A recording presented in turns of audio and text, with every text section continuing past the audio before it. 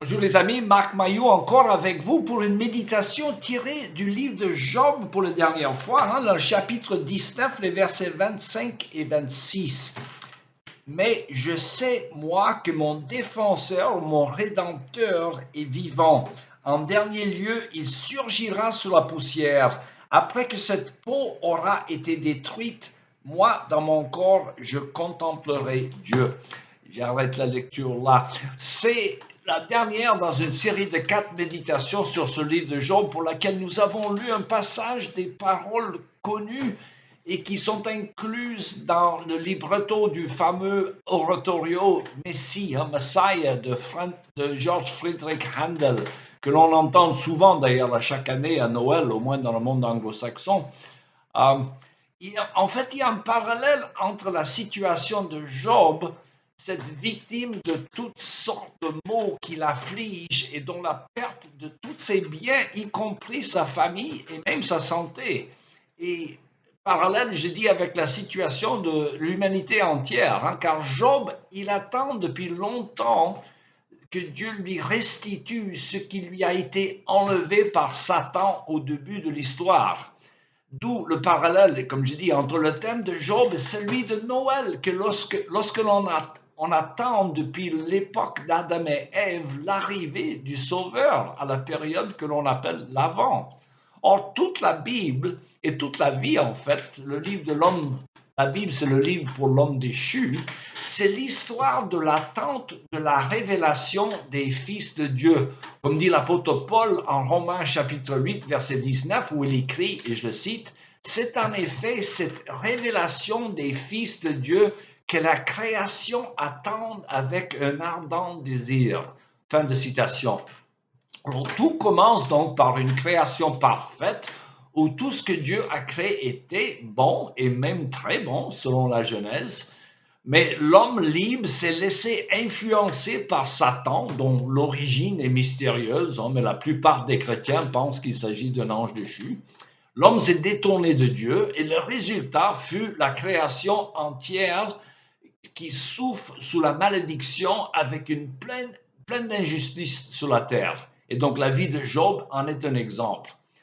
Mais tout de suite après la chute de l'homme, Dieu a promis une solution dans la personne de son Fils, à savoir le Seigneur Jésus-Christ, qui est venu la première fois sur la terre à Noël.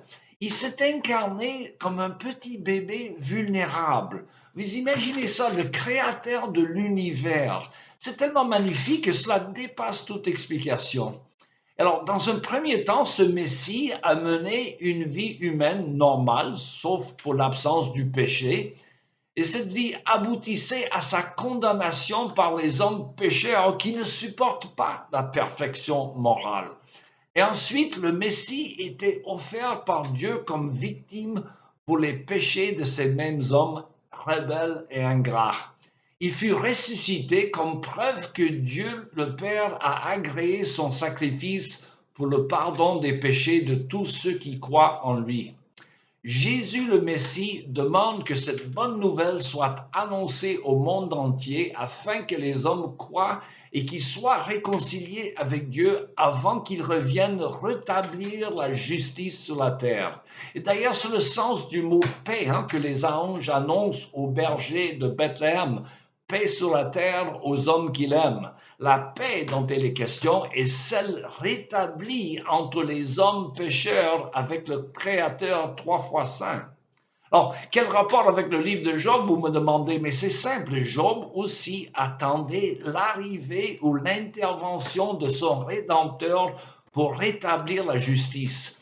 Job, l'homme intègre, non pas sans péché, mais intègre, qui souffrait injustement des conséquences de la malédiction générale qui caractérise la vie de ce monde déchu.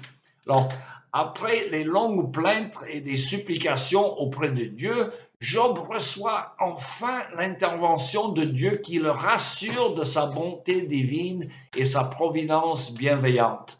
Et Dieu finit par le restituer à sa condition première.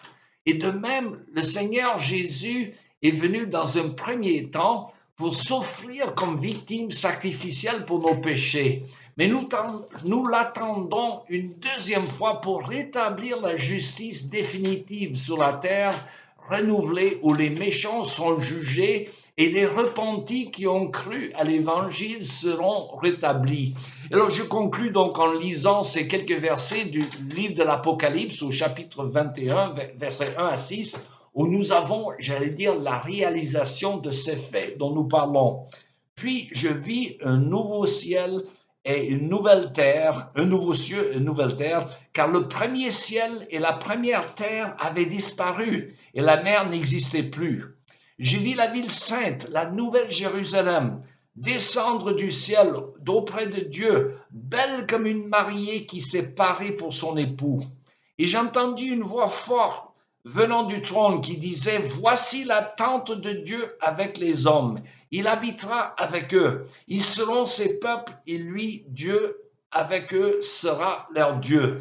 Il essuiera toute larme de leurs yeux et la mort ne sera plus. Il n'y aura plus ni deuil, ni plainte, ni souffrance, car ce qui était autrefois a définitivement disparu. Fin de lecture. Il me reste qu'à vous souhaiter mes meilleurs vœux pour une bonne année 2024.